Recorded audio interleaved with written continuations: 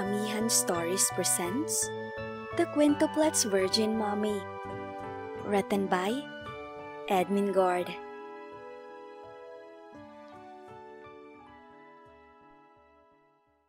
Mama Lian, may bago ka raw pong trabaho na papasukan? Tanong ni Lucas sa inang si Lilian. Oo anak, di ba kilala mo si Manong Nardo? Yung guard sa malaking building? Pinag-apply niya ako doon bilang janitress. At sa awa naman ng Diyos ay natanggap ako. E di dagdag kita rin yon. 8:00 ng umaga hanggang 11:00 lang ako ron. Masayang balita ni Lian sa anak. Nasa hapag ang 5 bata at pinapakain niya ang mga ito. Ibig sabihin, Mama, 3 ng trabaho mo? Hindi ka po ba napapagod? May awas sa boses na tanong ni Larry sa kanya. Mga anak, hindi mapapagod ang Mama Lian ninyo. Malakas yata ako. Kayo talaga? Wala kayong bilib sa akin. Mama, pwede pa rin naman kaming sumama sa iyo, hindi ba? Bakasyon pa naman, para makatulong din kami sa iyo. Sabi naman ni Leon. Oo naman, dating gawi pa rin. Hindi ko naman kayo pwedeng iwan dito sa bahay at walang magbabantay sa inyo. Basta behave lang kayo parati doon para hindi ka agad matanggal si Mama sa trabaho. Mababait naman po kami Mama Tsaka hindi ba, malapit lang ang car wash doon sa malaking building? Di makakapag-extra kami kinamang Totoy. Sabi ni Lorenzo. Oo nga Mama, magaling kaming maglinis ng kotse Di ba nga, tuwang-tuwa si Mang Totoy sa amin nang umextra kami? Sabi naman ni Lester. Napapangiti na napapailing na lang si Lilian sa kanyang kwintuplets na anak. Kahit mahirap ay naitaguyod pa rin niya ang 5 bata. Swerte niya nga at ang babait na mga ito. Sa edad na 6 na taong gulang ay marunong na ang mga ito magtrabaho. Palagi siyang tinutulungan ng mga ito. Kaya parati siyang nagpapasalamat sa Panginoon at ibinigay nito ang kanyang quintuplets. Oo na po, sasama kayo sa akin at extra kayo kay Mang Totoy. Basta ang lagi kong bilin sa inyo, okay? Wag na wag kayong makulit. Nagkakaintindihan ba tayo mga anak? Bilin niya sa mga ito. Opo, Mama. Palagi po kaming magiging mabait. Nakangiti at sabay-sabay na sagot ng mga ito. Dahil sa tuwa ay isa-isa niyang hinalikan sa ulo ang mga anak. O siya, kumain na kayo para hindi tayo mahuli sa trabaho. Aniya sa quintuplets, umupo na rin siya sa gitna at sinabayan na sa pagkain ng 5 bata.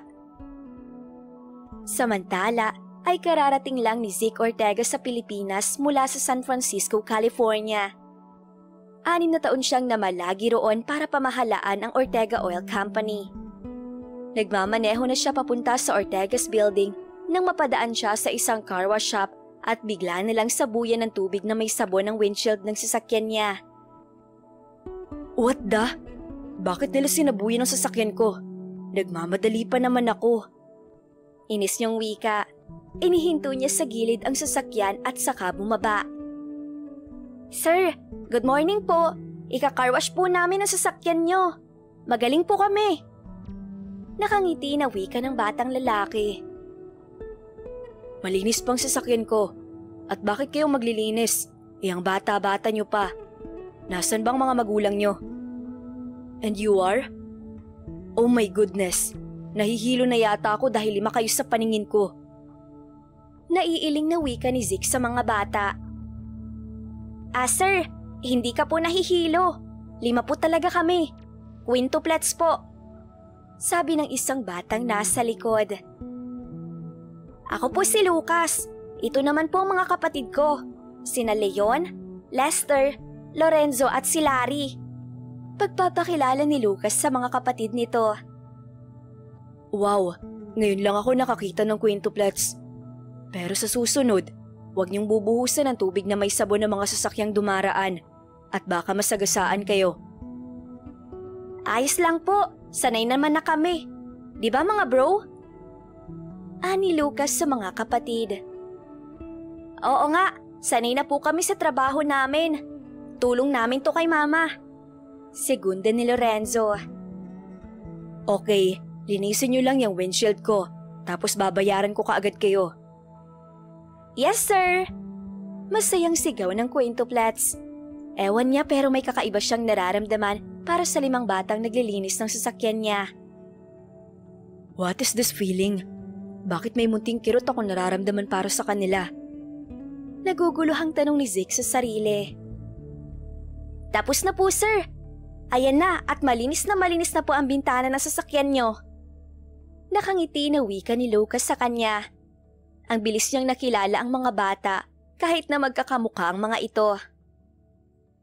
Thank you. Ito ang bayad ko sa inyo. Hahatiin ko na lang para fair sa inyo. Ayos lang ba? Opo, sir. Ayos na ayos. Sabi ni Lester. Good. Here.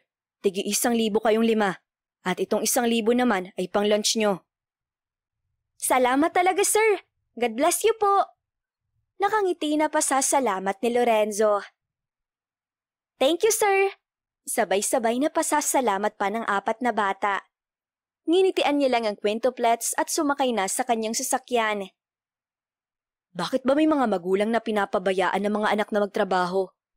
Ang babata pa ng kwintuplets para makaranas ng hirap sa buhay.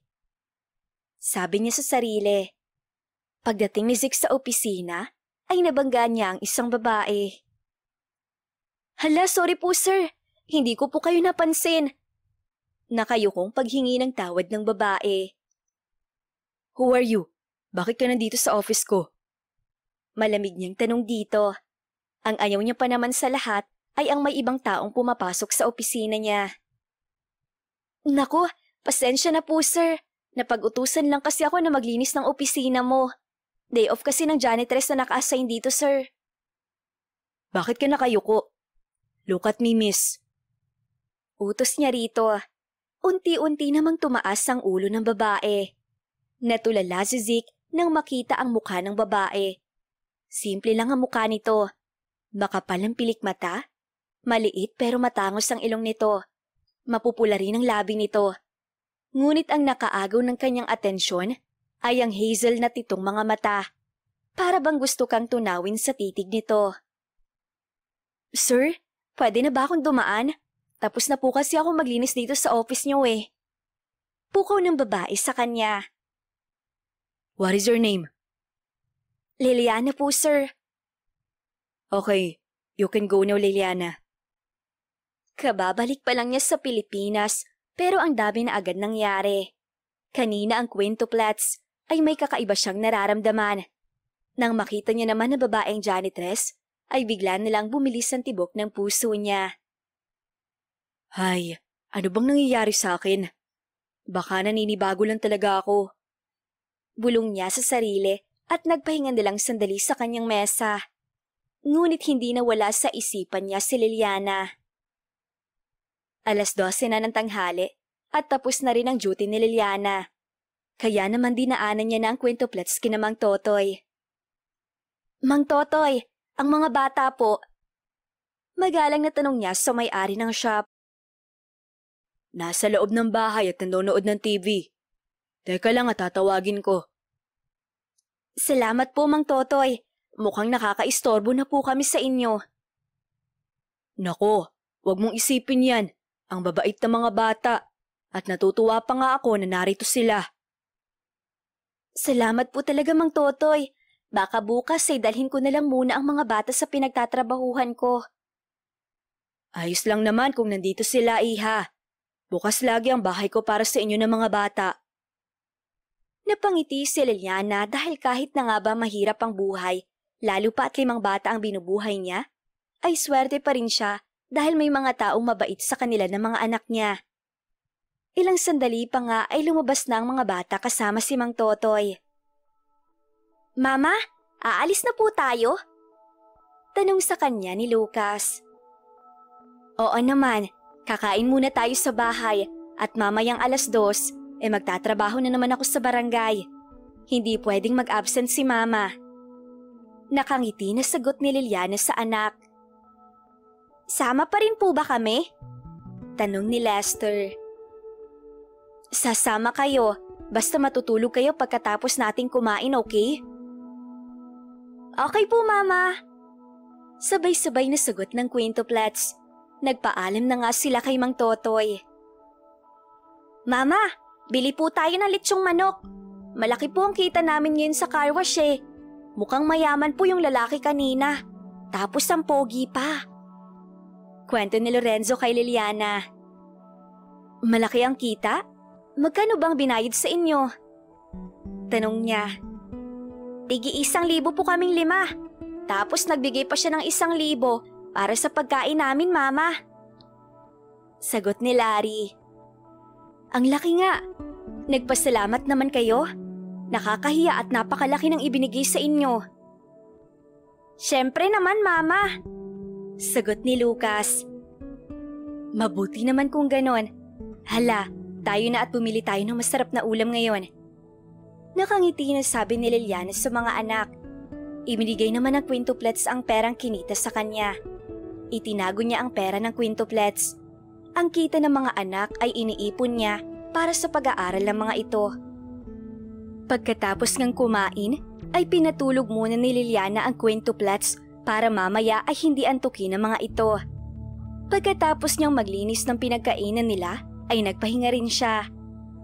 Kinahapunan nga ay nagpunta sila sa barangay. May dalang tig-iisang candy jar ang mga bata. Magtitinda raw ang mga ito sa park ng barangay Masikat. Oh, dito lang kayo at wag na wag kayong lalayo ha. Magtatrabaho lang si Mama. Palagi kayong uminom ng tubig at medyo mainit ang panahon. Bilin niya sa mga anak. Opo, Mama. Sabay-sabay na sagot ng quintuplets. Ingat po kayo, Mama ha. Tsaka inom ka rin po na maraming tubig. Isuot mo ang mask mo para hindi mo malanghap ang alikabok. Bilin ni Leon sa kanya.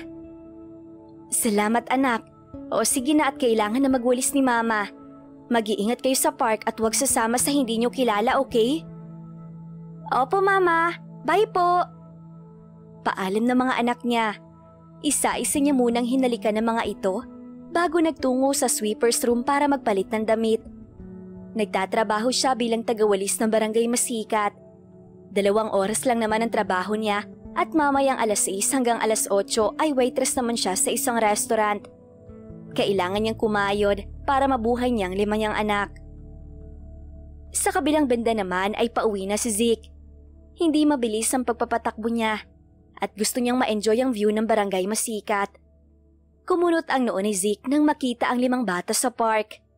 Ang 2 ay naglalaro habang ang 3 naman ay nagbebenta ng candy. Nasaan bang mga magulang ng 5 batang yun? Hindi ba nila alam na hindi pwedeng pagtrabahuhin ng mga bata? Tanong niya sa sarili. Inayos niya ang pagkakapark ng kotse bago pinuntahan ng mga bata. Hey, nandito na naman kayo? Hindi ba't nasa car wash shop kayo kanina? Tanong ni Zeke sa 5. Hi Sir Pogi, bakit po nandito kayo sa park? Imbes na sumagot ang mga bata, ay siya pa ang tinanong. Namamasya lang ako. Kayo, anong ginagawa niyo rito? Naglalaro at saka nagtitinda po kami ng candy sa chocolates po. Sagot ni Leon.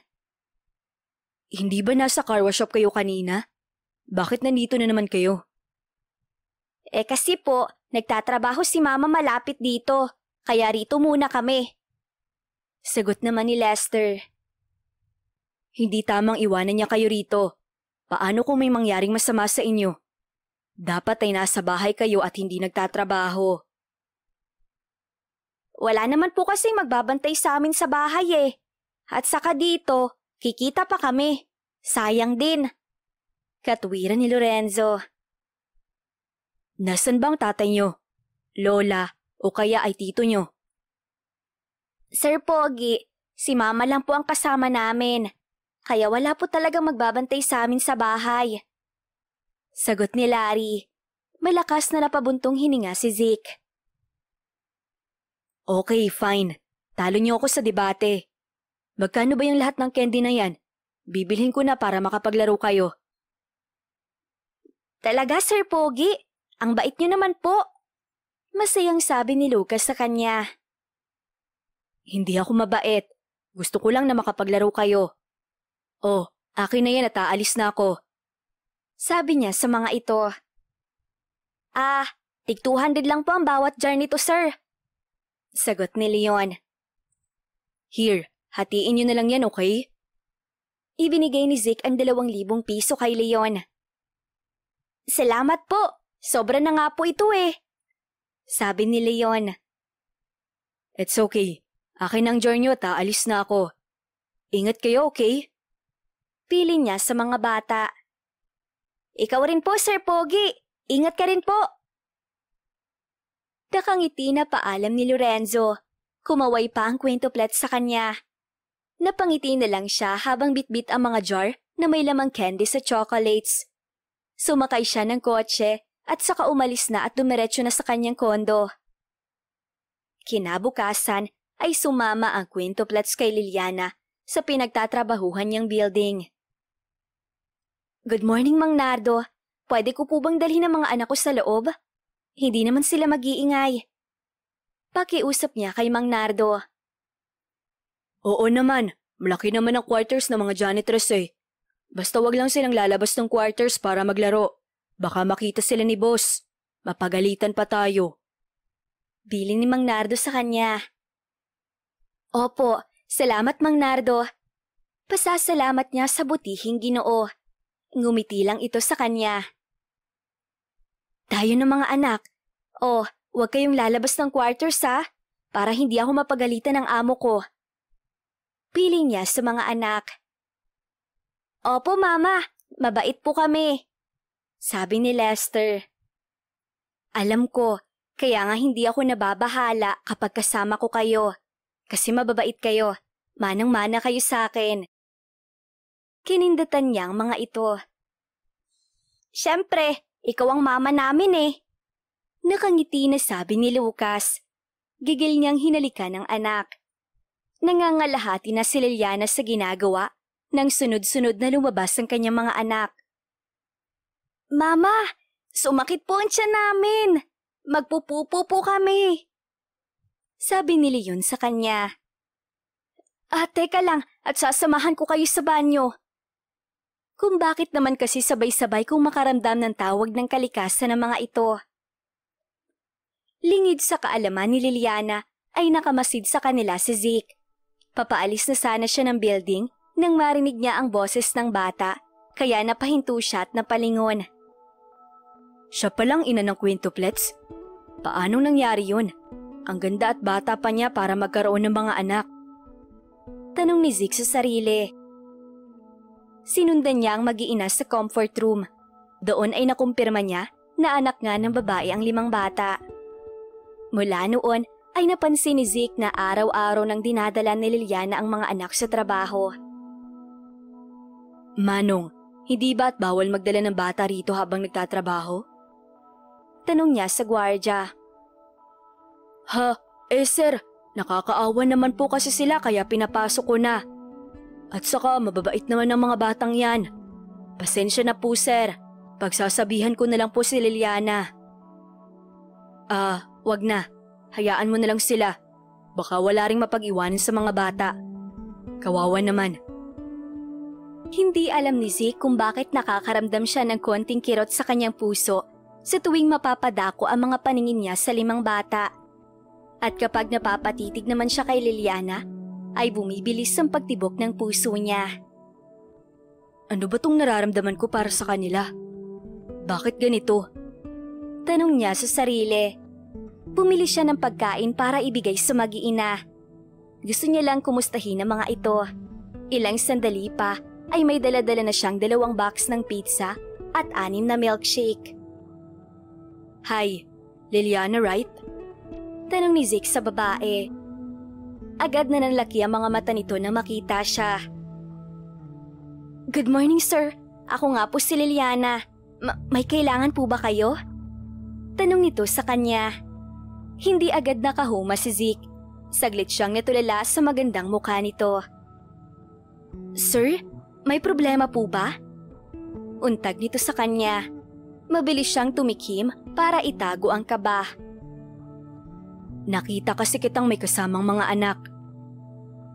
Ay sir, pasensya po. Huwag niyo po sana akong tanggalin sa trabaho. Pakiusap nito. It's not like that. Hindi naman kita tatanggalin sa trabaho. Gusto ko lang kayong dalhan ng snacks. Itinaas niya ang dalang pizza at milkshake. Hindi agad nakapag-react si Liliana, pero halata sa mga mata nito ang pagtataka. Salamat po, sir. Nasa quarters po mga bata. Gusto niyo po bang puntahan? Sure, mamaya na yung ginagawa mo. Kumain muna tayo. Sasabayan mo po kami? Oo naman. Bakit? May problema ba? Kasi sir, nakakahiya naman sa inyo. It's okay. Walang nakakahiya. Tara na. Hinawakan niya ang kamay ni Liliana. Naramdaman niya ang pagkagulat nito, kaya agad niyang binitawan ng kamay nito. I'm sorry. Hingi niya ng tawad. Tumangulang ito. Ilang sandali pa ay nasa loob na sila ng utility quarters. Pasok po kayo, sir. Nahihiyang wika nito sa kanya. Pagpasok ni Zeke ay agad niyang nakita ang quintuplets. Hi kids. Bati niya sa mga bata. Lumingon ang mga ito sa kanya. Sir Pogi, bakit po kayo nandito? Tanong agad ni Larry sa kanya. Ako ang may-ari ng kumpanya na ito. I saw you kaya nilapitan ko ng mama niyo. Paliwanag niya sa mga ito. Talaga po? Mama, siya po ang sinasabi namin sa iyo na mabait na at pogi pa. Nakangiting wika ni Lester sa ina. Sir, salamat po sa tulong niyo, lalo na sa mga anak ko. Pasasalamat ni Liliana. Walang problema.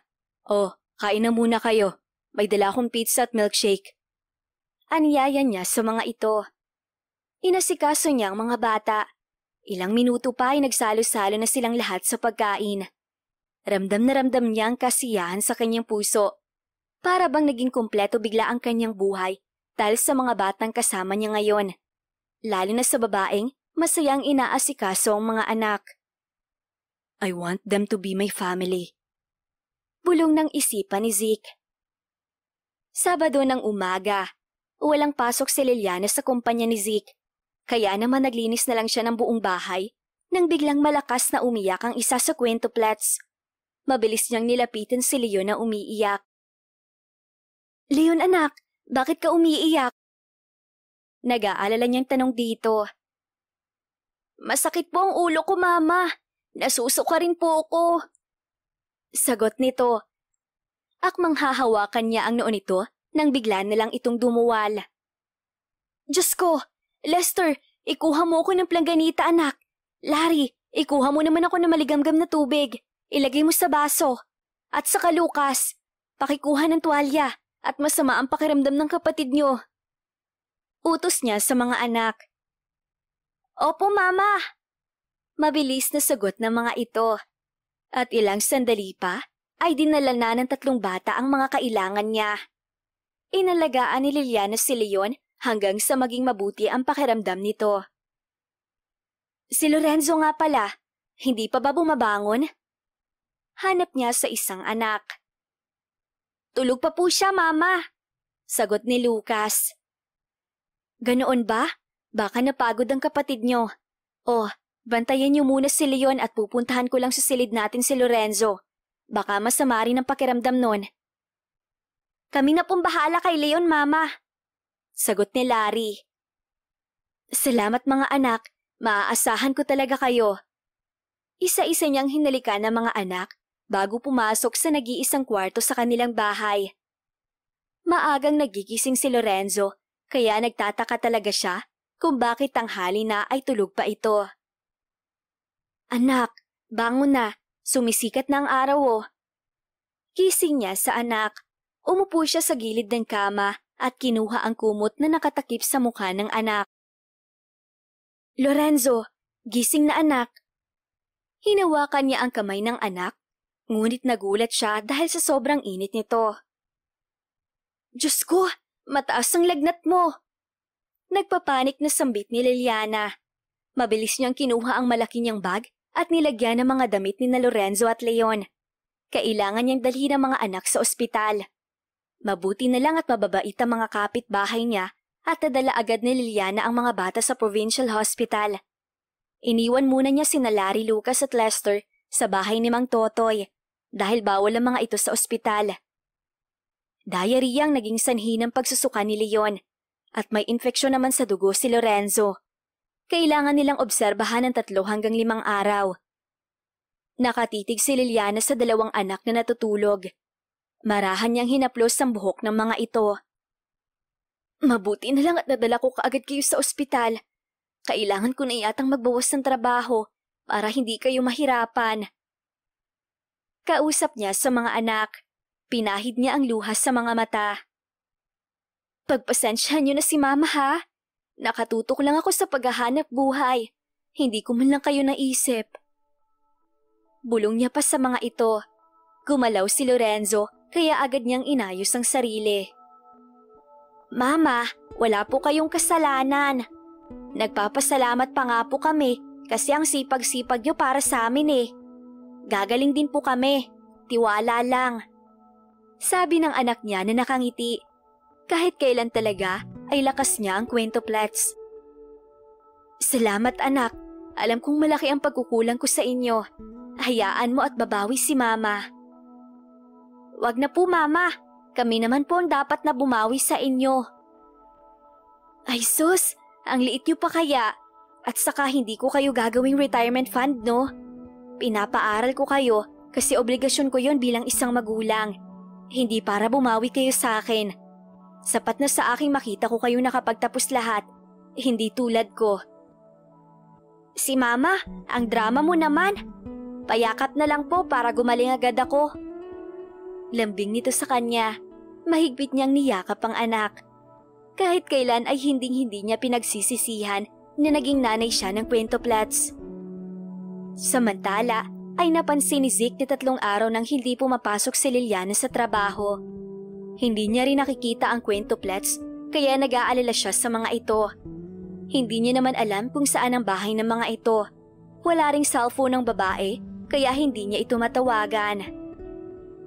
Nasaan ka ba Liliana? Bakit hindi ka nagpaalam na hindi ka muna papasok ng ilang araw? May nangyari ba sa'yo? Tanong niya sa sarili. 3 araw na rin hindi siya nakakapag-concentrate sa trabaho. Oh wait, mukhang kilala ni Manong Guard si Liliana. Aniya sabay tayo. Mabilis niyang pinuntahan ng guard sa first floor. Good morning, sir. Bati nito sa kanya. Good morning. You're Gardo, right? Tanong niya rito. Nardo po, sir. Sorry. Anyway, hindi mo ba napapansin si Liliana at ang mga bata? 3 araw ko na silang hindi nakikita eh. Opo. Sinabi niya sa akin na hindi muna siya makakapasok kasi isinugod sa ospital ang 2 sa kwentoplets. Ang 3 bata ay iniwan niya muna kina Totoy Rian sa car wash shop. Sagot nito. What? Kailan pa na ospital ang mga bata? Noong Sabado pa po, sir. Ani Mang Nardo. Saang ospital dinala ang mga bata? Diyan lang po sa Liwag Provincial Hospital, sir. Sino bang na-ospital? Sina Lorenzo at Leon. Thank you, Mang Nardo. Agad na umalis si Zeke at nagpunta sa ospital. Nagtanong siya sa receptionist ng ospital kung saang kwarto naka-admit sina Lorenzo at Leon. Nang sabihin ng babae ang room number at kung saang floor, ay patakbo siyang nagtungo sa elevator para makarating agad sa silid ng mga bata. Hindi na nagawa pang kumatok ni Zeke dahil sa kabang nararamdaman. Sir Zeke, ano pong ginagawa niyo rito? Nagtatakang tanong ni Liliana sa kanya. How's the kids? Bakit hindi mo malang sinabi sa akin na dinala mo pala sa ospital ang mga bata? Nag-aalalang tanong niya. Ayos na naman sila. Baka bukas ay makalabas na sila. At saka nakakahiya naman sa'yo kung sasabihin ko pang dinala ko ang mga bata. Isa lang naman akong janitress sa kumpanya mo. That's not my point. Akala ko ba magkaibigan na tayo? Hindi ba't araw-araw ko kayong nakakasama ng mga bata? Kung hindi pa ako nagtanong kay Mang Nardo, ay hindi ko malalaman na nandito pala kayo sa ospital. Bakit ka ba nagagalit? Hindi mo naman kami kaano-ano. Empleyado mo lang ako at tinutulungan mo lang din ang mga anak ko. At saka hindi kami pwedeng makipagkaibigan sa isang kagaya mo. Mayaman ka, Sir Zeke. Hindi bagay sa iyo makihalubilo sa katulad namin. Anito sa mababang boses. Liliana, look. Wala akong pakialam kung mayaman man ako at empleyado lang kita. Alam kong hindi ka maniniwala, pero may puwang na kayo ng mga bata sa puso ko. Hindi ko alam pero sa tuwing nakikita ko ang mga batang nagtatrabaho, ay may konting kirot sa puso ko. Simula rin na makilala kita, ay napapabalis mo ang tibok ng puso ko. Kaya sana, hayaan mo kong tulungan kayo at mapalapit sa pamilya mo. Sir Zeke, awa lang po ang nararamdaman niyo para sa amin. Natural lang po yun sa mga taong mabubuti ang puso. Nagpapasalamat ako at nag-aalala kayo para sa amin. Pero sir, sana itigilin mo na po yan. Baka isipin ng ibang tao ay nilalandi kita dahil mayaman ka. Huwag mong isipin ng ibang tao. Ang isipin mo ay ang makakapagpasaya sa inyo ng mga anak mo. Wala ka bang balak na bigyan ng ama ang quintuplets? Hindi ko kailangan ng ama para sa kanila. Kaya ko naman silang buhayin eh. Kaya kong maging ama at ina para sa kanila. Malamig na sagot nito. Alam ko naman yun, Liliana. Kaya mo silang buhayin. Kaya mo magpakaama at ina sa kanila. Pero sana, buksan mo ang puso mo para sa taong gustong maging haligi ng tahanan niyo. Halos makiusap na siya sa babae. Maayos ng mga bata. Salamat sa pagtalaw mo, Sir Zeke. Pwede na po kayong umalis. Nagpapahinga ang mga anak ko. Pwede bang dito muna ako? Gusto ko silang kausapin pagising nila. Sir, masikip po ang silid na ito. Walang aircon. Baka mainitan lang kayo. It's okay. Hindi naman ako naiinitan. Oh wait, wala nga pala akong dala para sa inyo. Sa sobrang pag-aalala ko, ay hindi ko na naisip na bumili man lang ng prutas para sa inyo. Tumayo siya para magpaalam kay Liliana. Huwag na, Sir Zeke. May mga prutas pa naman kami rito. Pigil nito sa kanya. No, I insist. Huwag mo naman akong pigilan, Liliana. Gusto ko lang bilhan ng pagkain ng mga bata. Dadaanan ko na rin ng 3 sa car wash shop. Bibilhan ko rin sila ng gusto nila. Nakakahiya na po, sir. Nakakaistorbo na kami sa iyo. Hinawakan niya ang balikat ni Liliana at tinitigan niya ito sa mga mata. Hindi kayo istorbo sa akin, Liliana. Ginagawa ko to kasi mahal ko na sila. At kung hahayaan mo ko, liligawan kita. Handa akong maging ama ng quintuplets. Seryoso niyang pahayag dito. Yumuko ito kaya mahina niyang iniangat ang ulo nito para muling magtama ang kanilang mga mata. Sir Zeke. Hindi kita minamadali, Liliana. I will give you time to think. Buksan mo lang ang puso mo. Huwag mong iisipin ang sasabihin ng ibang tao. Mabuti kang ina at alam kong alam ng lahat ng tao sa barangay Masikat na isa ka mabuting tao. Umalis ka na, Zeke. Ayos lang kami rito. Babalik ako. And about the hospital bill, huwag ka na mag-alala at ako nang bahala. Huwag na. May ipon naman ako.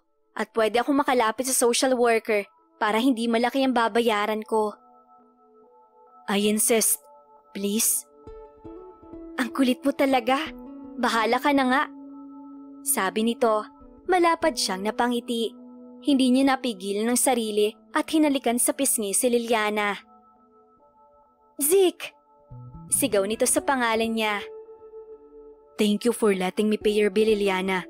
I'm really happy. Sabi niya, kumuway pa siya sa babae habang nagmamadaling lumabas ng silid. God, hayaan niyo sana akong makapasok sa buhay nilang mag-iina. Panalangin niya habang naglalakad palabas. Samantala, pagkaalis ni Zeke ay napabuntong hininga si Liliana. Ang lakas ng tibok ng kanyang puso. Alam niyang dahil iyon sa lalaki. Simula nang makilala niya ito, ay parati na nitong pinapabilis ang tibok ng puso niya. Diyos ko, ayokong magmahal ng lalaking hindi ko kayang abutin. Tinitingala siya ng lahat. Samantalang ako, inaapakan lang ng mayayaman. Aniya sa sarili. Nagulat siya nang may humawak sa kanyang kamay. Nakatingala sa kanya si Leon. Mama, mabait po si Sir Pogi. At saka, alam po namin gusto niyo rin po si Sir Pogi. Sabi ni Leon sa kanya. Anak, bata ka pa. Hindi mo pa alam ang sinasabi mo. Pwedeng mabait siya ngayon. Tapos kapag na-realize niya na malayo ang agwat ng buhay natin sa kanila, ay baka iwanan na lang tayo bigla. Ganun po bang pagkakakilala mo sa kanya, Mama? Natahimik si Liliana sa naging tanong ng anak. Alam niyang mabait si Zeke. Kaya lang ay nag-aalinlangan pa rin talaga siyang buksan ang puso sa lalaki.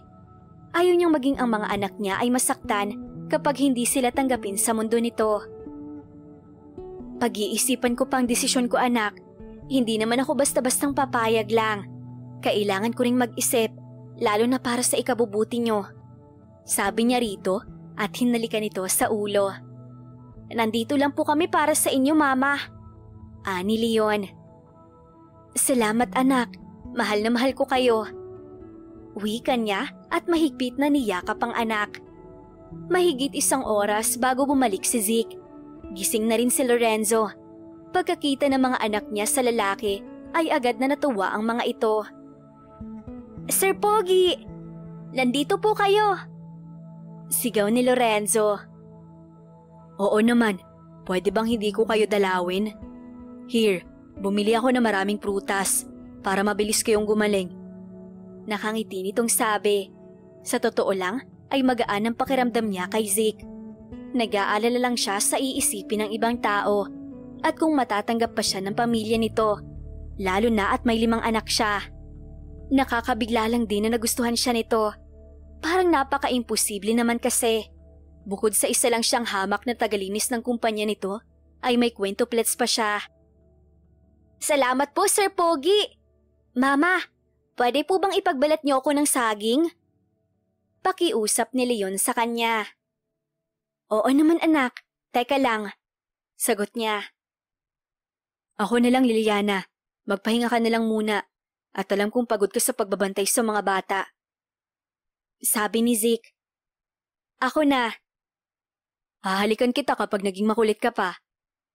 Napanguso na lang siya dahil sa pagbabanta nito. Ikaw ang makulit dyan eh. Kumain ka pala muna. Bumili ako ng vegetable pizza at milkshake para sa'yo. Kumain ka na at magpahinga. Ako nang bahala sa mga bata. Siya nga pala, dinalaw ko rin sina Lester, Larry at Lucas. I buy them food too. Natuwa sila nang makita ko. Kwento nito. Salamat sa pagbisita sa kanila. Hindi ko pa sila napupuntahan at wala akong kapalitan dito. It's okay. Kain na para makapagpahinga ka. Baka pwede mong dalawin ng mga bata. Ako na munang bahala rito sa 2. And please lang, huwag ka nang tumanggi. Walang nagawa si Liliana kundi ang sumunod kay Zeke. Pagkatapos nga niyang kumain, ay nahiga siya sa pahabang sofa. Wala siyang balak na matulog, pero hindi kinaya ng mga mata niya ang antok. Nang mapansin na nakatulog na si Liliana, ay marahang inilagay ni Zeke ang kanyang coat sa ibabaw ng katawan ng babae. Kita niya ang pagod sa mukha nito. Dahan-dahan niyang hinaplos ang pisngi nito. I really want you to be mine, Liliana. Sana naman ay buksan mo ang puso mo para sa akin. Dahil ako, handang-handa ko kayong tanggapin at alagaan.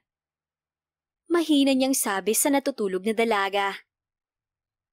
Sir Pogi, bakit hindi mo nalang ligawan ang mama namin? Napalingon siya kay Leon. Akala ko ba'y tulog ka na? Bakit gising ka pa? Tanong niya at bumalik siya sa tabi ni Leon. Hindi ako makatulog eh. Sir Pogi, talaga bang seryoso ka sa mama namin? Oo naman, seryoso ako sa kanya. At saka, tanggap ko kayong 5. Handa akong maging ama sa inyo. Hindi lang naman ang mama niyo ang gusto ko eh. Maging kayo din. Aniya sa batang kung magsalita ay parang 30 years old na. Talaga? Gusto mo kaming maging anak? Oo naman. Unang kita ko pa lang sa inyo. ay may kakaiba na akong nararamdaman para sa inyo.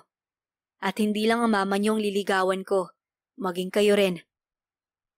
Ayos, Sir Pogi! Approve ka sa akin! Natuwa naman siya sa sinabi ni Leon. Niyakap niya ito. Nakaramdam siya ng kaginhawaan na para bang may naglagay ng bagong kulay sa kanyang buhay. Hindi na nga umuwi pa si Zeke sa kondo niya at sinamahan niya si Liliana sa pagbabantay sa mga bata. Kinabukasan ay pinauwi na ng doktor ang mga bata at maayos na raw ang lab results ng mga ito, kaya dinischarge na rin at binigyan ng reseta ang mga ito. Sa awa ng Diyos ay wala na siyang narinig na tutol mula kay Liliana nang bayaran niya ang hospital bill ni Leon at Lorenzo. Siya na rin ang bumili ng mga gamot ng mga bata. Bumili na rin siya ng magandang vitamins para sa mga ito. Tahimik lang na sumunod si Liliana sa kanya. Pag-uwi nila ay dinaanan nila sa car wash shop ni Mang Totoy ang tatlong bata para sabay-sabay na silang umuwi sa bahay ng mga ito. Liliana, daan muna tayo sa grocery store at ipamimili ko kayo ng mga bata. Aniya sa babae. Wag na, Sir Zeke. Sobra-sobra na ang naitulong mo sa amin. Abusado na kami kapag pati grocery sa bahay ay sa'yo pa iaasa. Nakakahiya na ng sobra sa'yo. Mahina nitong tanggi. Liliana, wala kang trabaho ng ilang araw. At saka, hindi ka pa pwede magtrabaho dahil kalalabas lang ng 2 bata mula sa ospital. Kailangan mo munang mag-relax. Huwag mong abusuhin ang katawan mo. Hindi ko naman inaabuso eh. May konti pa akong ipon, kaya ayos lang talaga na mag-grocery ako. Ay, insist. Itago mo na lang yung pera mo for emergency purposes, okay? Napangiti siya nang hindi na ito umimik. Ang inosente ni Liliana. Ang gago lang ng lalaking bumuntis at iniwan ito. Nagpapasalamat siya at pinauwi siya ng kanyang daddy sa Pilipinas. Dahil kung hindi, ay hindi niya makikilala si Liliana at ang kwentoplets. Gagawin niya ang lahat para makuha ang loob ng mga ito. 1 buwan ang matuli na lumipas at ganoon katagal na rin siyang nililigawan ni Zeke. Hindi na rin siya nagtatrabaho pa sa kumpanya ng lalaki dahil binigyan siya nito ng maliit na negosyo. Nakakaramdam naman siya ng hiya dahil halos ito na ang gumagastos ng pang-araw-araw nila. Hindi niya naman ito mapigilan. Unti-unti na rin talagang nakapasok sa puso niya si Zeke. Ang inaalala niya lang ngayon ay ang pamilya nito.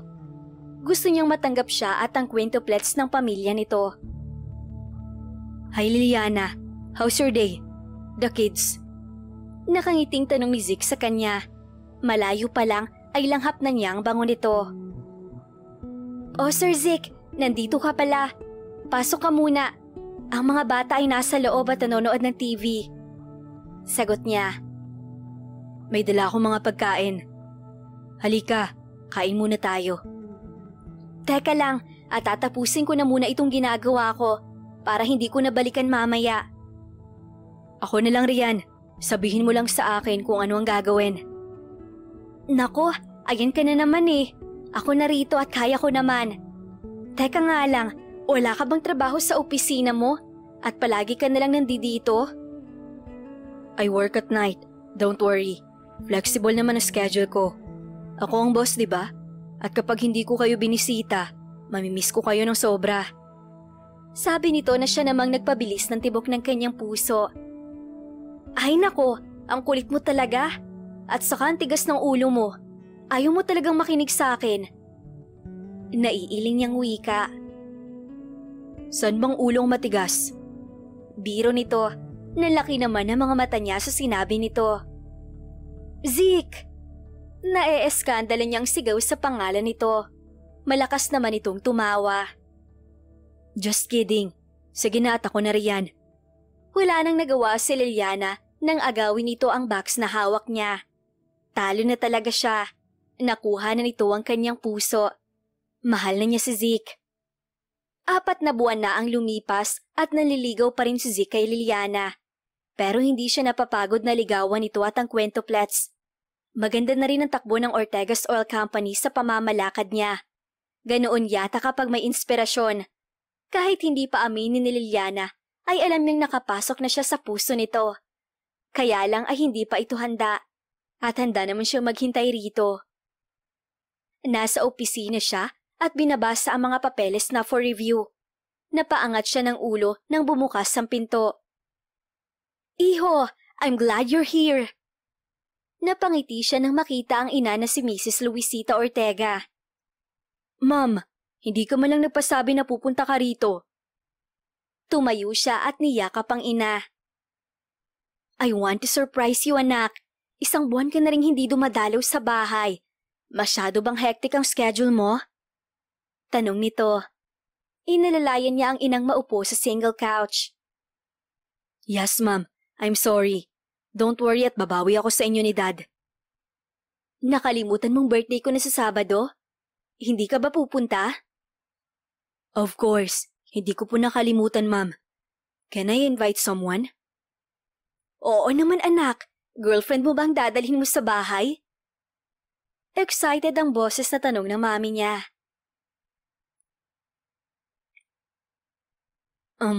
She's not my girlfriend yet. Naliligaw pa ako sa kanya. And she has quintuplets, ma'am. Nahihiya siguro siyang sagutin ako kasi may mga anak na siya. But I love her and the kids, ma'am. They're adorable. And she's a kind woman too. Kwento ni Zeke sa ina. Mukhang tinamaan ka na nga. Bring her home and the quintuplets, anak. We would love to meet her and the kids. As long as you love them, hindi kami mangingialam, anak. Thank you, ma'am. Gumaan ang pakiramdam niya dahil hindi magiging hadlang ang pamilya niya sa pagmamahal niya kay Liliana. Kinahapunan ay agad na pinuntahan ni Zeke si Liliana sa bahay nito. Tamang-tama at nakauwi na rin ang quintuplets galing sa eskwelahan. Nagdala siya ng merienda para sa mga ito. Hi Liliana. Hi kiddos. Nagdala ko ng merienda para sa inyo. Nakangiti niyang sabi sa mga ito. Yahey! Thank you, Sir Pogi! Masayang sigaw ng quintuplets. Ngumiti lang siya at ibinigay na sa mga ito ang pagkain. Nilapitan niya si Liliana. Here, bumili ako ng para sa atin. Aniya sa babae. Salamat talaga. Wala talagang araw na hindi ka magdadala sa amin ng mga bata ng kung ano-ano. Nakangiti nitong sabi.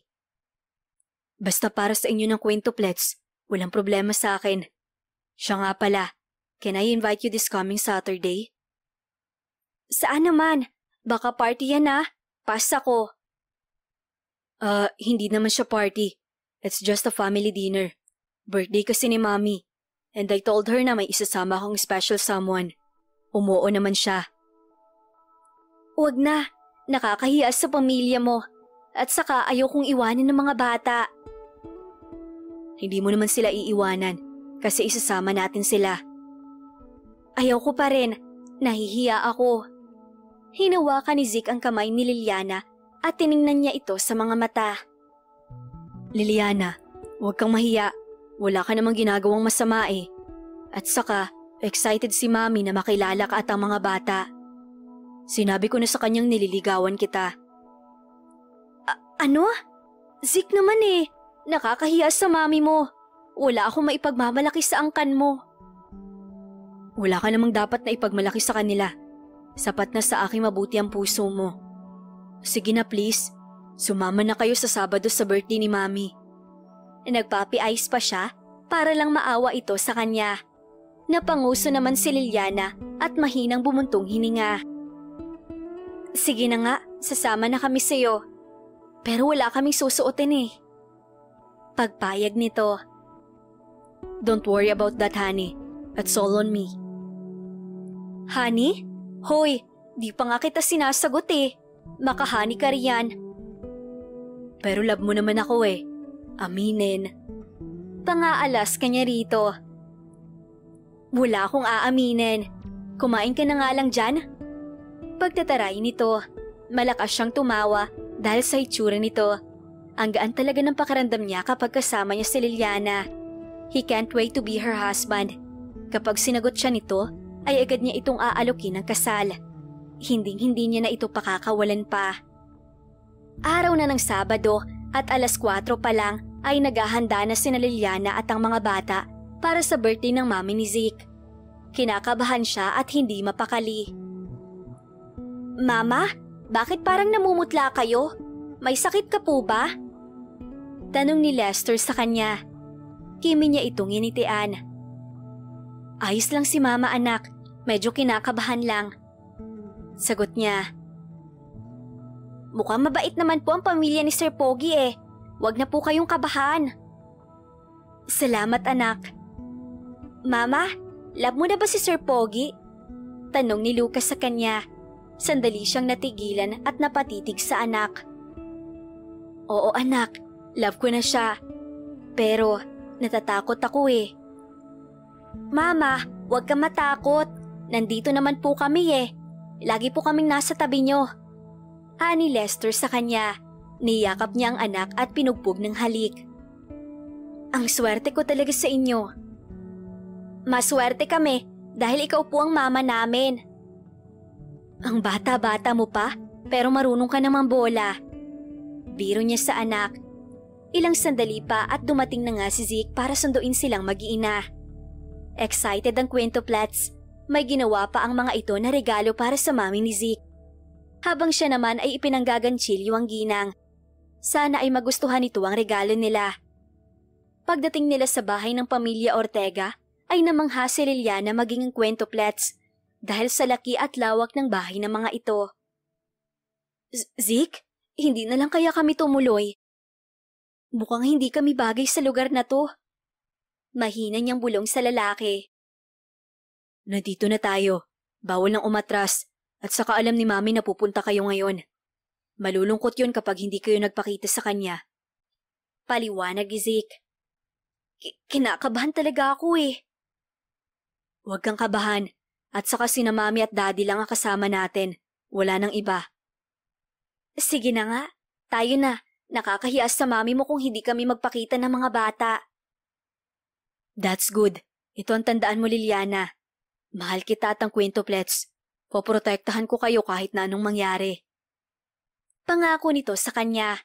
Kapag tinanggap siya at ang kwentoplets ng mga magulang ni Zeke, ay sasagutin na niya ang lalaki dahil mahal na mahal niya rin naman ito. Samantala, ay masaya si Zeke na sa wakas ay maipapakilala na niya ang babaeng iniibig sa kanyang mga magulang. Inalalayan niya si Liliana papasok ng bahay habang ang kwentoplets ay tumakbo na papasok. Mga anak, huwag kayong tumakbo at baka makabasa kayo riyan. Saway ng babae sa mga anak. Hayaan mo na silang magsaya. Aniyas sa dalaga. Iho, I'm glad na nakapunta kayo. Salubong sa kanila ng mami niya. Mommy, Daddy, good evening. Mom, happy birthday. Here is my gift for you. Bati niya sa mga ito, sabay halik sa pisngi ng ina. Iniabot niya ang regalo para rito. Thank you so much, anak. Ipapakilala mo na ba sa amin ang special someone mo? Yes po, Ma'am, Dad.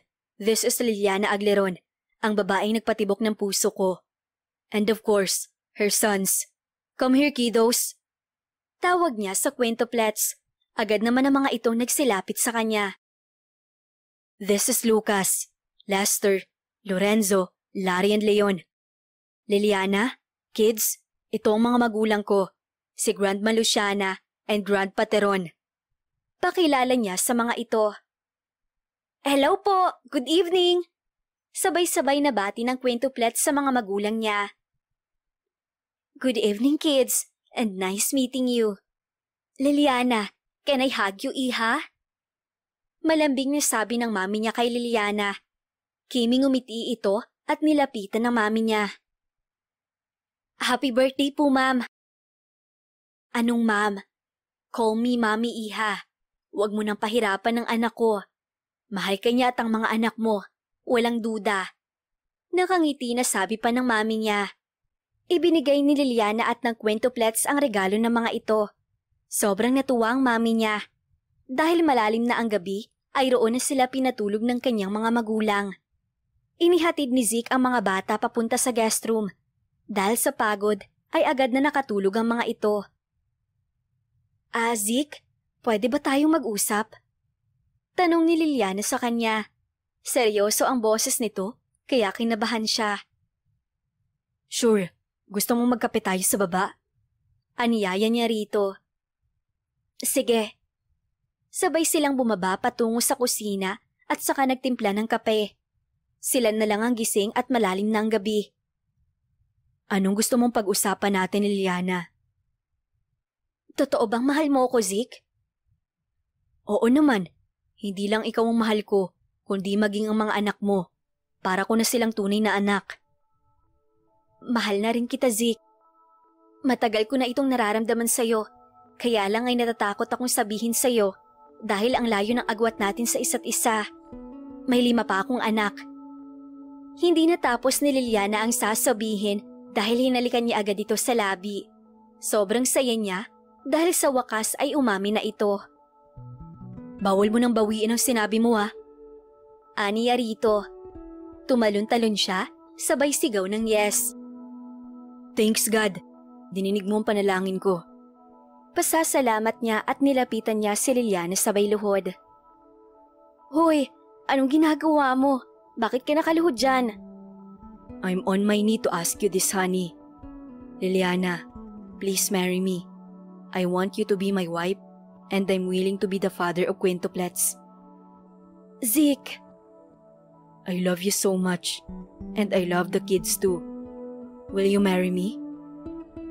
Saglit itong natulala. Ilang sandali pa ay sunod-sunod na itong tumango habang hilam ng luha ang mga mata. Tumayo siya at hinalikan si Liliana. Thank you, Liliana. Pangako, hindi kita sasaktan at pakamamahalin ko kayo ng mga bata.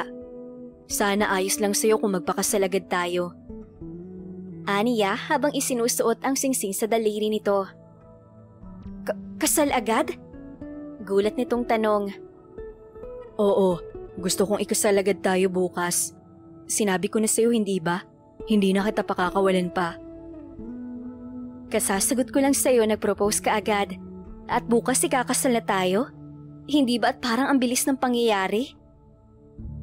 Mas mabuti na yung mabilis para mas marami pa tayong time sa isa't isa kasama ang mga anak natin. Humugot ng isang malalim na hininga si Liliana at saka ngumiti. Hindi pa tayo pwedeng ikasal bukas. Wala tayong marriage license. Right. How can I forget about the process? Magpakasal tayo in a month. Sure ka talaga? Paninigurado ng babae. Oo naman. Sige, payag na ako. Yes, I love you so much, honey. Muli ay pinugpog ng halik ni Zeke ang mukha ni Liliana. Makalipas nga ang 1 buwan ay nakahanda na ang kasal ni Liliana at Zeke. Kahit rush ang kasal ay maganda pa rin ang kinalabasan. Sa hapon ng kasal nila at simple lang iyon, isang garden wedding. Nang ibalita nila sa quintuplets ang pagpapakasal nila ni Zeke, ay tuwang-tuwa ang mga ito. Maging ang mga magulang ni Zeke ay natuwa rin. Tanging mga malalapit lang na pamilya ang kanilang inimbita. Inimbitahan ni Liliana si Mang Totoy at Mang Nardo na sobrang saya para sa kanya at sa mga bata. Kinahapunan ay ikinasal na nga si Liliana at Zeke. Hindi niya maipaliwanag ang sayang namamayani sa kanyang puso. Simpleng buhay lang naman ang gusto niya noon at wala na siyang balak mag-asawa hanggang sa dumating sa buhay niya si Zeke. Mabuhay ang bagong kasal! Sigaw ng mami ni Zeke. Nagsipalakpakan naman ang mga bisita nila. Congratulations, Iha! Alam mo bang napasaya niyo ko? Masaya nitong bati sa kanya. Salamat po, Mami. Aniya habang kiming nakangiti. You're perfect for each other, Iha. Welcome to the family. Niyakap siya ng ginang. Congratulations, Mama and Daddy Zeke! Bati ni Lucas sa kanila. Nagsisunura naman sa pagbati sina Larry, Lester, Lorenzo at Leon. Salamat mga anak. Aniya at inisa-isang niyakap ang mga anak. Sa wakas ay nabigyan niya na ang mga ito ng isang buong pamilya. Makalipas ang 1 linggo, ay handa na sina Zeke at Liliana papuntang Boracay para sa kanilang honeymoon. Iniwan muna nila ang quintuplets sa mami at daddy ni Zeke. Kumuha rin si Zeke ng 5 yaya para sa mga bata. Nag-assign din ito ng bodyguard para sa safety ng mga ito. Kabado 20 si Liliana at napansin naman iyon ni Zeke. Hey, are you okay? Bakit parang kinakabahan ka at namumutla ka? Tanong nito habang sakay sila ng private plane papunta sa isla ng Boracay. Ha? Ayos lang naman ako. Medyo kabado lang. Maikli niyang sagot. Baka may nararamdaman kang kakaiba. Sabihin mo agad sa akin ha. Oo naman. Ayos lang talaga ako. Natural lang naman sigurong kabahan. Lalo pat honeymoon natin. Baka excited ka lang na makita ang katawan ko. Hindi ah. Kapal mo naman. Inirapan niya ito dahil sa inis. Malakas siya nitong tinawanan. Nagbibiro lang naman ako. Ako talagang mas excited sa ating dalawa. Gusto ko na agad makabuo tayo ng baby. Para may babantayan na ang quintuplets natin. Baby agad? May quintuplets naman tayo. Dagdagan natin. Gusto ko mga 100 ang anak natin. Ay wow naman. Kung makademand, mahirap kayang mga anak. Nakanguso niyang sabi. Naalala niya ang best friend niyang si Lizelle. Umuwi itong buntis sa lugar nila. Nahirapan ito sa pagbubuntis at namatay sa panganganak. Kaya takot siyang magbuntis. Ilang sandali pa ay nakarating na sila sa Boracay. Nawala ang kabang nararamdaman niya nang makita ang magandang tanawin. Kinagabihan ay sa isang restaurant na sila kumain. Masarap ang pagkain na siniserve kaya naparami ang kain ni Liliana. Pagpasok nila sa kanilang hotel room ay agad siyang hinalikan ni Zeke. Sabik na sabik ang labi nitong humalik sa kanyang labi. Tinapatan niya ang halik ng asawa. Pinatay nito ang ilaw at binuksan lamang ang lampshade sa gilid ng kama. Nang gabing yun ay buong puso siyang inangkin ng asawa. Dahil wala pa siyang experience, ay nabigla siya sa kirot sa unang beses na magsanib ang kanilang katawan. You're still a virgin, Liliana? Pero paano nangyari yun? May mga anak ka na. Nagugulahan itong tanong. Pwede bang mamaya ko nasagutin yan? Masakit pa rin eh. Gumalaw ka na please. Nakangiwi niyang sabi. Hindi na nagsalita pa si Zeke at tuluyan na siya nitong inangkin. Pagkatapos ng mainit na tagpo ay nakatulog agad siya. Kinabukasan ay maagang nagising si Zeke. Hindi pa rin siya makapaniwala na virgin pa si Liliana. Wala namang kaso sa kanya kung hindi na ito virgin. Ang mahalaga sa kanya ay mahal niya ito, lalo na ang mga bata. Ipinaghanda niya ng pagkain si Liliana. Alam niyang napagod dito sa ginawa nila kagabi. 9:00 na nang magising ang asawa. Good morning, honey. Gutom ka na ba? Ipinaghanda kita ng pagkain mo. Bati niya rito. Salamat. Nakayuko nitong sabi. Honey, hindi ako galit sa'yo. Gusto ko lang malaman kung sino ang ina ng quintuplets, okay? Hindi ko alam kung sino ang ama ng quintuplets. Anak sila ng best friend kong si Lizelle. Nang pumanaw ilang araw matapos manganak ang best friend ko, ay ako na ang nag-alaga sa mga bata. Inayos ni Zeke ang pagkain ng asawa sa mesa at inalalayan niya itong makaupo para makakain na. Ang mga magulang ng best friend mo. Itinakwil si Lizelle ng pamilya niya, kaya parang ako na ang naging pamilya niya. Naaawa naman ako sa mga bata kung ibibigay ko sa pamilya ni Lizelle. Baka hindi sila maalagaan doon. Hindi naman mayaman ang pamilya ng best friend ko. Napakabuti naman ang puso mo para mag-alaga ng mga batang hindi sa'yo nanggaling. Mas lalo akong nahuhulog sa iyo, Han. Sa puso ko ay mga anak ko na sila. Huwag ka mag-alala. Nandito na ako. Hindi ko kayo pababayaan. Salamat, Zeke. Ang swerte ko at natagpuan ko ang isang katulad mo. Mas maswerte ako sa iyo, Liliana. May mabuti kang puso kaya mahal na mahal kita. Mahal na mahal din naman kita, Zeke. Pagbalik nila sa Maynila ay tinulungan ni Zeke si Liliana na ayusin ang mga gamit nito sa kwarto niya. Noon lang sila nakapag-ayos ng mga gamit mula sa dating bahay ni Liliana. Han, ano to? Curious na tanong ni Zeke nang makita ang isang lumang box. Mga lumang gamit yan ni Lizelle. Hindi ko binubuksan at hindi ko rin tinatapon dahil yan na lang ang magiging alaala niya sa mga anak niya. Sagot ng kanyang asawa. Pwede ko bang buksan? Tanong niya. Sige lang. Mga lumang accessories, ilang pirasong damit at isang sulat ang laman niyon. Han, may sulat. Ha? Hindi mo alam? Baka importante yan. Agad na lumapit sa kanya si Liliana at binuksan ang sulat. Sabay nilang binasa iyon. Besh, salamat at pinigilan mo akong ipa-abort ang mga anak ko. Malaki na nga ang kasalanan ko sa mundo ay dadagdagan ko pa. Isa akong dancer sa club, Besh. Hindi ko na sinabi sa'yo kasi alam kong pandidirihan mo ako. At saka hindi ko naman talaga boyfriend ang nakabuntis sa akin. Ginawa akong regalo ng mga kaibigan ng lalaking yon. Lasing na si Pogi, kaya may nangyari sa aming dalawa. Mayaman ang ama ng mga anak ko. Nahulog kasi ang wallet niya, kaya tiningnan ko kung mayaman. And confirm, mayaman sila, Besh. Zeke Ortiga, iyon ang pangalan ng lalaking nakaniig ko ng gabing yon. Siya ang huli kong nakasiping, kaya alam kong siya ang ama ng mga anak ko. Ikaw na ang bahala sa mga anak ko, Besh. Kung sakaling hindi ko nakayanin ang mga nararamdaman ko. At sa tatay naman nila, ikaw na rin ang magdesisyon kung ipapakilala mo ba sila o hindi. Mahal na mahal ko ang mga anak ko, Liliana.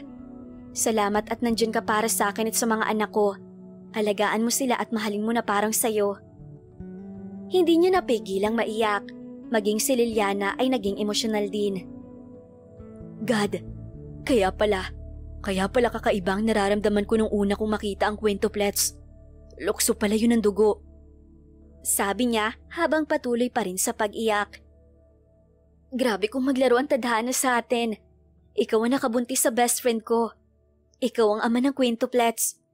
Ako palang walang karapatan sa kanila. Shh! Huwag mong sabihin yan. Ikaw ang naging ama at ina ng quintuplets. Kaya mas may karapatan ka sa kanila. And we're a family now. I'm sorry kung hindi ko nalaman na may nabuntis pala ako.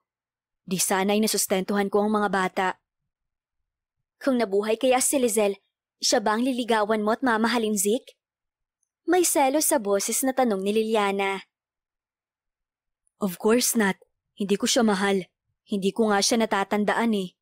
Kung hindi pa niya nabanggit na siya ang naging regalo ng mga kaibigan ko, ay hindi ko maaalala. Ikaw ang mahal ko, Liliana. Kahit na nga ba nagkaanak kami, ay ikaw at ikaw pa rin ang pipiliin ko. Alam mo bang ikinamatay niya? Namatay siya sa panganganak. May sakit siya habang ipinapanganak niya ang quintuplets. Kahit na nga ba cesarean siya, ay hindi pa rin kinaya ng katawan niya. Kaya naiwan sa akin ang quintuplets. Naiwan sa akin ang anak niyo. Anak na natin sila, Liliana.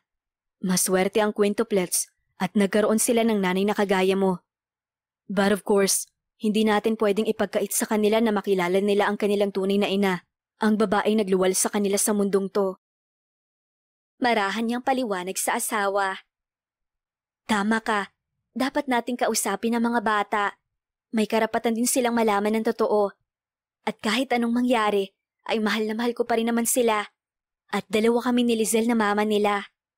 Nakangiti nitong sabi. Gumaan ang pakiramdam niya. Niyakap niya ng mahigpit ang asawa. Iyon na yata ang tinatawag na tadhana. Nang puntahan ni Liliana ang mga bata sa silid ng mga ito, ay hindi naman niya alam kung paano sisimulan ang nais sabihin. Hey, relax. Matatalino ang mga anak natin. Kaya alam kong maiintindihan nilang sasabihin natin. Pagpapalakas loob ni Zeke sa kanya. Salamat at nandyan ka parati sa tabi ko, Zeke. Sana lang hindi magalit ang mga anak ko sa akin. Pinisil nito ang kamay niya at hinarap ang mga bata. Sinabi ni Liliana ang katotohanan na si Lizelle ang tunay na ina ng mga ito at si Zeke naman ang kanilang totoong ama. Tahimik na nagkatinginan ng quintuplets at ilang sandali pa ay tumingin ang mga ito sa kanila ni Zeke. Mama, kahit na po anong mangyari ay ikaw pa rin po ang mama namin. Nakangiti na sabi ni Leon. Napaiyak naman siya. At saka po, masaya kami kasi si Daddy Zeke ang totoo naming daddy. Sabi naman ni Lorenzo. Mama, Ang gusto po namin ay dalawin ang Mama Lizelle namin. Pwede po ba? Tanong ni Lester. Oo naman, matutuwa ang Mama Lizelle nyo kung nasan man siya ngayon. Salamat mga anak at naiintindihan nyo kami. Mahal na mahal ka po namin, Mama. Kayo ni Daddy. Ani Larry. At syempre po, ay mahal din namin si Mama Lizelle. Si Lucas yon. Niyakap niya ang mga anak at taimtim na nagpasalamat sa Diyos. Makalipas ang ilang araw, ay dinalaw ni Liliana at Zeke ang puntod ni Lizelle, kasama ang quintuplets. Nag-alay sila ng dasal sa puntod ng yumaong kaibigan. Matapos dumalaw, ay umuwi rin sila at nag-request ang quintuplets na makabanding sila. Naging abala kasi si Zeke sa trabaho, kaya ilang araw nang nangungulit ang quintuplets na makasama ang ama. Honey, samahan mo naman kaming mag-swimming ng mga bata. Nakangiti na aya ni Zeke sa kanya. Nako, kayo na lang at may gagawin pa ako sa itaas. Hindi ko pa tapos ang paglalagay ng mga damit natin sa cabinet. Tanggi niya. Pwede namang mamaya mo na yung gawin eh. Ngayon ko na gagawin. Sige na at hinihintay ka na ng mga bata. Okay, basta pagkatapos mo ay sumunod ka agad sa pool area. Oo naman. Hinalikan niya muna ang asawa sa pisngi at umakyat na sa itaas. Wala naman talaga siyang gagawin. Gusto niya lang na mas makasama pa ni Zeke ang quintuplets. Kinahapunan ay niyakap siya ni Zeke at hinalikan sa noo. Han, may problema ba tayo? Mahina nitong tanong sa kanya. Problema? Wala naman, bakit? Nagtataka niyang tanong dito. Wala naman, naitanong ko lang. Para kasing inilalayo mo ang sarili mo sa amin. Hindi ako umiiwas, no? Sadyang busy lang talaga ako. Magkaroon ka naman ng oras sa amin ng mga anak natin, honey. Miss ka na nila. Tiningnan niya ang asawa at hinaplos sa mukha. Okay, kapag hindi ako busy ay mamamasyal tayo. Pangako niya rito. Halika nga pala sa may garden. May ipapakita ko sa'yo. Imporma nito sabay hila sa kanyang kamay. Pagdating nila sa garden ay sumabog agad ang confetti sa harapan niya. We miss you po, Mama. Naiiyak na sabi ni Larry. Galit ka ba sa amin, Mama? Tanong ni Lucas. Mahal na mahal ka po namin at miss na miss ka na po namin, Mama. Sabi naman ni Lester. Tinubuan siya ng guilt dahil parang miss na siya ng mga bata. Kahit nasa iisang bubong lang naman sila. Sorry mga anak, gusto lang naman ni Mama na magkaroon kayo ng bonding time ng daddy niyo eh.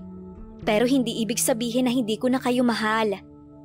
Napapakamot sa batok niyang paliwanag sa mga anak. Naramdaman niya ang pagyakap ni Zeke sa kanila. Hindi lang ako ang kailangan nila, Han. Ikaw rin, kaya huwag mong iisipin na mas kailangan nila ang presensya ko kaysa sayo. They both love us, Han. Kita mo at pinaiyak mo ang mga anak natin. Sabi sa kanya ni Zeke. Sorry, akala ko kasi yun ang mas makakabuti para sa inyo eh. Lalo na at hindi nyo nakasama ang isa't isa sa loob ng ilang taon. Mas masaya pa rin kapag kasama ka, honey.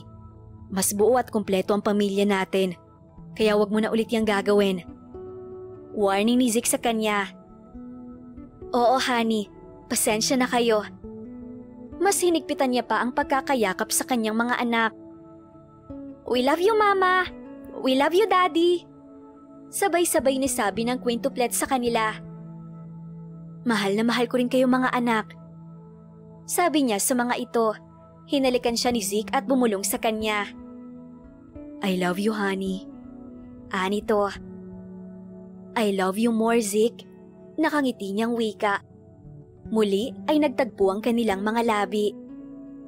Makalipas ang 10 taong pagsasama bilang mag-asawa ni Zeke at Liliana, ay biniyayaan sila ng 3 anak na babae, sina Zara, Zina at Zenaida, habang ang quintuplets naman na sina Larry, Leon, Lorenzo, Lester at Lucas ay todo bantay sa kanilang mga kapatid na babae.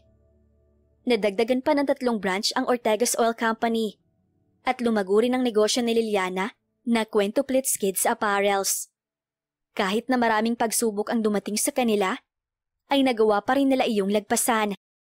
dahil mas nangibabaw ang pagmamahal nila sa isa't isa. The end. Kung nagustuhan niyo ang aming istorya, ay huwag kalimutan na mag-like at subscribe. Mag-iingat po tayong lahat. Salamat!